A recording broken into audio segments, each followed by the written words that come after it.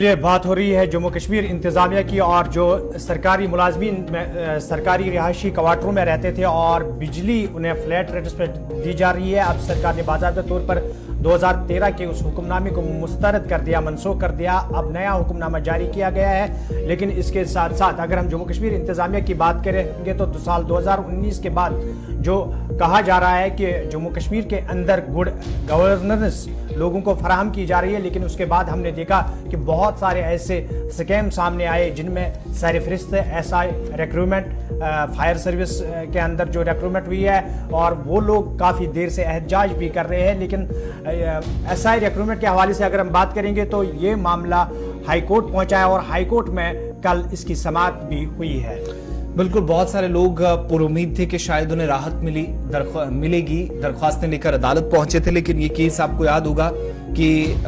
जो SI recruitment भर्ती घोटाला था या जिसमें धांधलियां हुई थी, ये नवंबर दिसंबर के आसपास, जिसमें काफी ज्यादा कार्रवाइयां सीबीआई को मामला सौंपा गया तहकीकात के लिए और कई लोगों की गिरफ्तारियां भी हुई थी। इस मामले पर मजीद समाअत हुई और अब जाकर जम्मू कश्मीर हाई कोर्ट ने जो गुज़श्ता साल पुलिस सब इंस्पेक्टर भर्ती घोटाला था, इसमें मास्टरमाइंड यतिन यादव समेत कई मुल्जिमान की जमानत की दरख्वास्त खारिज कर दी है। किसी तरीके से किसी के लिए भी राहत नहीं है और इसी की तवक्को तमाम वो उम्मीदवार रखे हुए थे जो कह रहे थे कि उनके साथ इतनी सालों तक मेहनत करने के बावजूद भी फ्रॉड किया गया।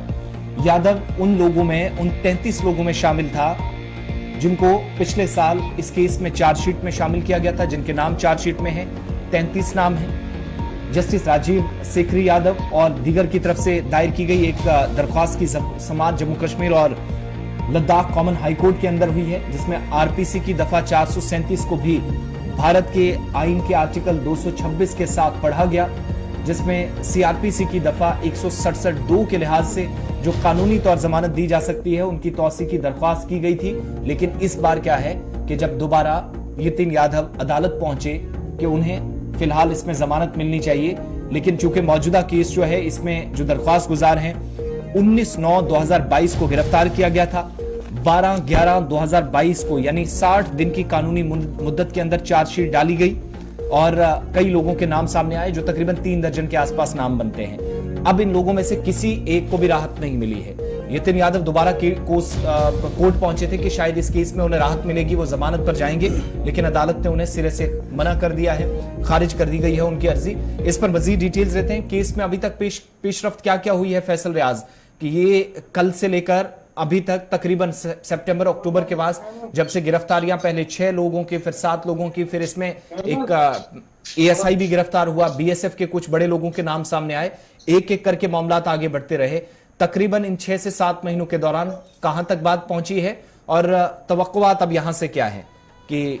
जिसके लिए इंतजामिया कह रही थी कि शफाफियत निजाम में लाई जाएगी, उसका एक हिस्सा अपनी जगह चल रहा है, लेकिन यहां से जिन उम्मीदवारों की जो मांगे थी उनको भी पूरा करने की साथ साथ कोई बात कही जा रही है या नहीं? बाकी केस में क्या पेशरफ्त अब तक 6-7 माह में हुई है?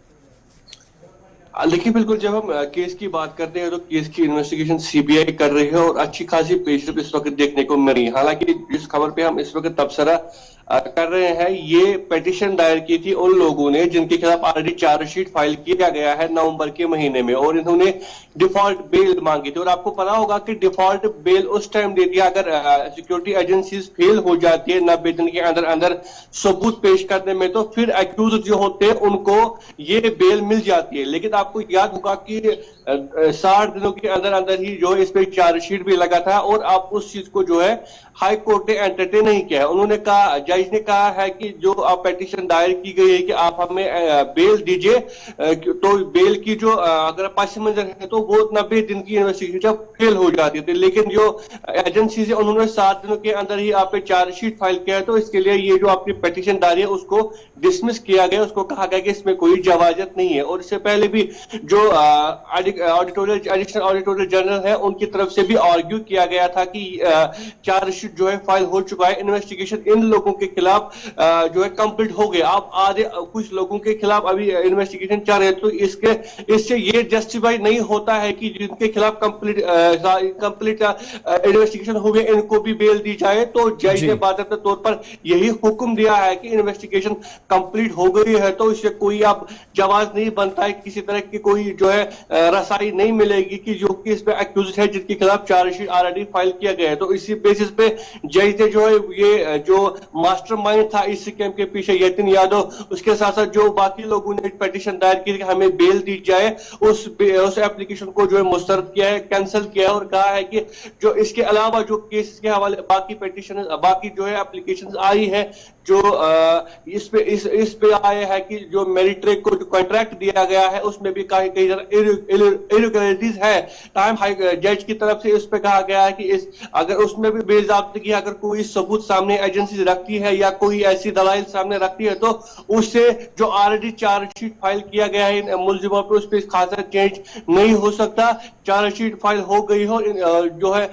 उस पे उस फैसले पे कोई असर नहीं पड़ेगा। वही ये भी क्लियर किया गया है कि जो चार्जशीट फाइल हो चुकी है इस पे असर नहीं पड़ेगा और न ही किसी तरह की इंटर्न बेल या कोई स्टैट्यूटरी बेल इन एक्यूज्ड को दी जा सकती है। वही आपको बता दें कि ये जो केस सीबीआई को हैंडल किया गया था और करीबन 33 लोगों की गिरफ्तारी अभी अमल में लाई गई। ये मामला उन 3 केसों का है जिसमें 1200 सब इंस्पेक्टर, 1300 उसके साथ साथ जो जल जीवन मिशन में थे पोस्ट निकाले गए थे और उसके साथ साथ 100 के करीब जो फाइनेंस अकाउंट असिस्टेंट थे जिनके लिए ये लीकेज पेपर लीकेज किया गया था। फिर सीबीआई को केस दिया गया था, सीबीआई की तरफ से काफी ज्यादा अच्छी इन्वेस्टिगेशन इसमें की जो अभी भी जारी है। लेकिन फिलहाल ये हम कह सकते हैं एक बड़ी राहत उन बच्चों को मिल रही है जो कि इसमें पीस रहे थे, जिनके खिलाफ ये गलत हुआ और जो मेरिट के बेसिस पे जिनको ये नौकरी मिलने वाली थी उन पैसों की तरफ से दाद लीक की गई, पेपर लीक किया गया और बच्चों के मुस्तकबिल से खेला गया। तो कहीं ना कहीं ये पॉजिटिव रेस्पॉन्स हाईकोर्ट की तरफ से दिया जा रहा है और उम्मीदें जो है